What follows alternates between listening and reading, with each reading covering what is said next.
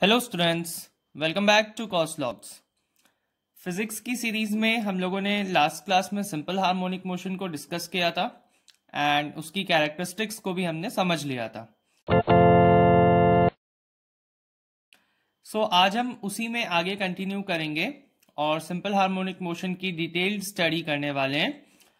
आज का हमारा टॉपिक है face relationship in a simple harmonic motion. Now ये रिलेशनशिप हम किसके बीच में समझने वाले हैं वो पहले देख लेते हैं। That is your displacement, velocity and acceleration. ये तीनों के बीच में क्या रिलेशनशिप है, ये लोग साइन के ग्राफ से कैसे वैरी करते हैं, वो हम लोग आज अच्छे से समझने वाले हैं। लास्ट क्लास में हमने डिस्कस किया था वो पीरियोडिक मोशंस जिनको हम लोग साइन या कॉस के ग्राफ से रिप्रेजेंट कर सकते हैं, they are harmonic in nature. आज उसी में हम आगे कंटिन्यू करते हैं। वो कॉन्सेप्ट आपको अच्छे से याद होना चाहिए। अगर आपने वो वीडियो नहीं देखा है तो उसका लिंक है डिस्क्रिप्शन में, पहले उसको देख लें। Now if a particle executing SHM passes through it's positive extreme position. Now ये एक्सट्रीम पोजीशन क्या होती है, ये हमने कैरेक्टरिस्टिक्स में डिस्कस किया था। एम्पलीट्यूड होती है कि मतलब एक पार्टिकल जब दोनों तरफ ऑसिलेट होता है तो एक तरफ वो मैक्सिमम डिस्टेंस कितना कवर करता है, वो उसका एम्पलीट्यूड होता है। Now at time t is equal to 0, मतलब इनिशियली मान लीजिए हम ये ले रहे हैं, देन डिस्प्लेसमेंट इक्वेशन को हम कैसे लिख सकते हैं, x is equals to a cos omega t। इसको हम वेरीफाई भी कर सकते हैं। अगर यहाँ पे हमने t 0 डाल दिया तो ये cos 0 हो जाएगा, cos 0 1 होता है तो x आ जाएगा a, वही हमने यहाँ पे लिया भी था। नाउ इसमें एक न्यू टर्म हमें दिख रहा है ओमेगा। ओमेगा क्या होता है ये थोड़ा सा डिस्कस कर लेते हैं। जैसा कि हमें पता है फ्रीक्वेंसी हम लोग डिस्कस कर चुके हैं, देन टाइम पीरियड डिस्कस कर चुके हैं, ये कैरेक्टरिस्टिक्स हम लोग लास्ट क्लास में डिस्कस कर चुके हैं एंड ये दोनों एक दूसरे के रेसिप्रोकल होते हैं। That is frequency is equals to 1 upon time period, ये भी हमें पता है। Now omega is angular frequency. Basically आप 2 पाई से मल्टीप्लाई कर दो सिंपल फ्रीक्वेंसी को तो आपको एंगुलर फ्रीक्वेंसी आ जाएगी, that is your omega. So next is velocity which is first derivative of displacement, या फिर एक बार आप डिस्प्लेसमेंट को अगर डिफरेंशिएट कर देंगे तो वेलोसिटी आ जाती है। तो यहाँ पे a की जो वैल्यू है वो कांस्टेंट है तो वो बाहर रहेगा। देन कॉस थीटा का we know differentiation is minus sine theta, so ये माइनस हो गया and sine theta. Then chain rule के हिसाब से ओमेगा टी का ओमेगा तो वो सामने आ गया, तो ओवरऑल हमें क्या मिला, माइनस ओमेगा ए साइन ओमेगा टी। ओके, अब हमने क्या किया, इसको क्वाड्रेंट वाला ट्रिग्नोमेट्री का रूल लगा के π/2 प्लस के फॉर्म में लिखा तो ये हमारा पॉजिटिव आ गया। देन एक्सेलरेशन, फिर से हम वेलोसिटी को एक बार डिफरेंशिएट करेंगे तो सेम पैटर्न में डिफरेंशिएट करने वाले हैं। साइन का यहाँ पे हमें हुआ cos and then minus omega A था तो वो हमारा ए कांस्टेंट रहा और ओमेगा टी में जो एक ओमेगा बाहर आया तो ओमेगा ओमेगा यहाँ पे ओमेगा स्क्वायर हो गया, तो ये आ गया हमारा एक्सेलरेशन। देन इस पे भी हमने सेम क्वाड्रेंट रूल लगा के इसको थोड़ा सा सिंप्लीफाई करके लिख लिया है।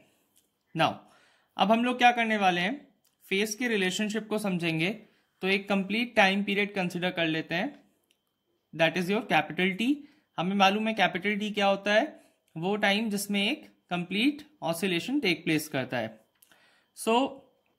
ये टेबल हमने कैसे बनाया है, सबसे पहले हमने इसमें 0 टाइम इंस्टेंट ले लिया, देन एक कंप्लीट टाइम पीरियड का 1/4, then half, then 3t/4, 3/4 of that time period. Now अब इसके अकॉर्डिंगली हम लोग यहाँ पे वैल्यूज लेके आएंगे इस फॉर्मूला में पुट करके। तो फेज एंगल हमारा होता है ओमेगा टी, हम लोग यहाँ पे जो ये लिए थे इसमें ओमेगा टी होता है हमारा फेस एंगल। तो हमने क्या किया, यहाँ पे ओमेगा में वैल्यू पुटअप कर दी है, दैट इज योर 2 पाई, और न्यू जो होता है वो 1/t भी हो सकता है, तो ओमेगा की value is 2 pi upon T. So वो हमने यहाँ पे पुटअप कर दी है। सो ओमेगा टी आ गया 2 pi upon T into small T. तो अब हम यहाँ पे ये जो वैल्यूज हैं ये स्मॉल टी की जगह पुटअप करते जाएंगे तो फेज एंगल्स हमारे आ जाएंगे। जैसे 0 हमने पुट किया तो ये 0 हो गया, t/4 पुट करेंगे तो व्हाट विल हैपन, एक करके देख लेते हैं। 2 पाई बाई टी ऑलरेडी है, स्मॉल टी की जगह t/4, तो ये टी गया और ये हो गया π/2।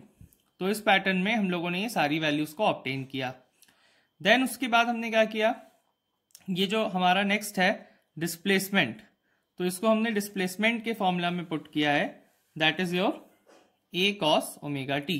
So now a cos omega T में आप क्या करोगे, ओमेगा टी की जगह पे क्या डाल दोगे, 0, तो cos 0 इज 1, तो इसकी वैल्यू क्या आ गई, a, that is a maximum value. Okay, then फिर हमने क्या किया, फेस एंगल में हमने डाला π/2, तो यहां पे जब आप फेस एंगल में डालोगे π/2 तो cos 90 क्या होता है, 0, सो ये पूरा क्या हो जाएगा, 0, so this is our minimum value. ऐसे ही करके ही हमें बाकी की वैल्यूज मिल जाएंगी। ये क्वाड्रेंट के हिसाब से जब cos नेगेटिव हो जाता है तो माइनस से आ जाएगा, हालांकि ये भी एक मैक्सिमम रहेगा, ये मिनिमम, देन ये again maximum. Now same pattern में अब हम वेलोसिटी के लिए करने वाले हैं। वेलोसिटी में भी जब हम देखेंगे तो हमारे पास एक्सप्रेशन है omega A cos omega T plus π/2। So velocity के एक्सप्रेशन में जब फेज एंगल की वैल्यू डालेंगे तो ये पहले 0 पुटअप होगा, तो it would be cos 90 that is 0, तो ये हमारा क्या हो जाएगा, पूरा 0 हो जाएगा। देन नेक्स्ट हमारा क्या है, फेज एंगल π/2, तो π/2 प्लस π/2 करेंगे तो that would be pi and cos pi is -1, सो ये आ जाएगा हमारा माइनस ओमेगा ए। सो ऐसे करके विल गेट वेरियस वैल्यूज जिसमें ये मिनिमम होगी और ये मैक्सिमम होगी।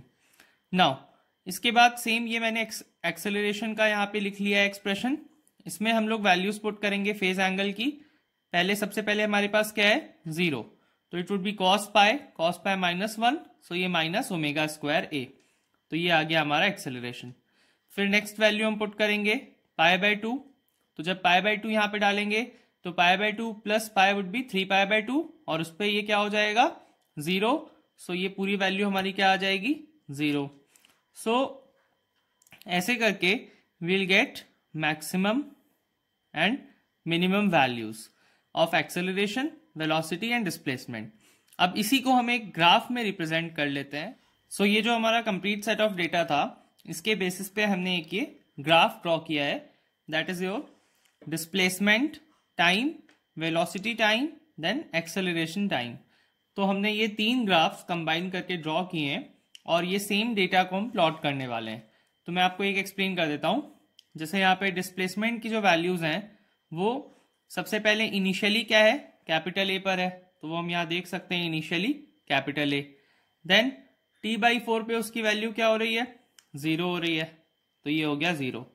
देन उसके बाद नेक्स्ट इज योर t/2 पे इट्स -a, तो ये चली गई नेगेटिव पीक पे। फिर उसके बाद 3t/4 पे क्या है वैल्यू उसकी, again 0। Then last final time period पे इट इज कैपिटल ए, मतलब पीक अगेन। सो ये हमने कंप्लीट टाइम पीरियड को रिप्रेजेंट कर दिया।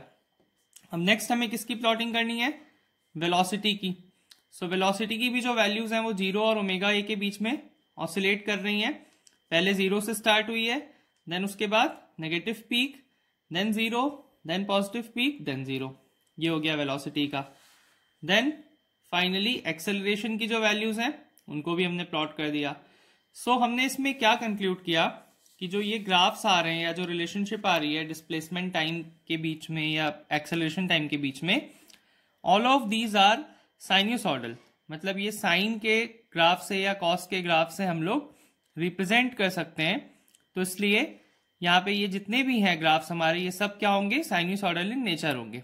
और जैसा कि हमारा एक SHM भी होता ही है, तो ये कंप्लीट हार्मोनिक मोशन का रिप्रेजेंटेशन हमने देख लिया वेरियस कैरेक्टरिस्टिक्स के रिप्रेजेंटेशन से।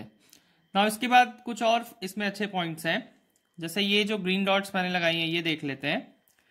तो हम देख सकते हैं जहां जहां पे हमारे पास एक्सेलरेशन की पीक वैल्यू आ रही है वहां पे डिस्प्लेसमेंट की नेगेटिव पीक वैल्यू आएगी, एंड जहां जहां एक्सेलरेशन 0 हो रहा है वहां पे डिस्प्लेसमेंट भी क्या है, 0 है। सो ऐसे कुछ पॉइंट्स आप इस ग्राफ से समझ सकते हैं। आई होप ये रिलेशनशिप आपको अच्छे से समझ में आ गई होगी। फेस रिलेशनशिप है, इसमें कोई भी डाउट है तो कमेंट कर सकते हैं।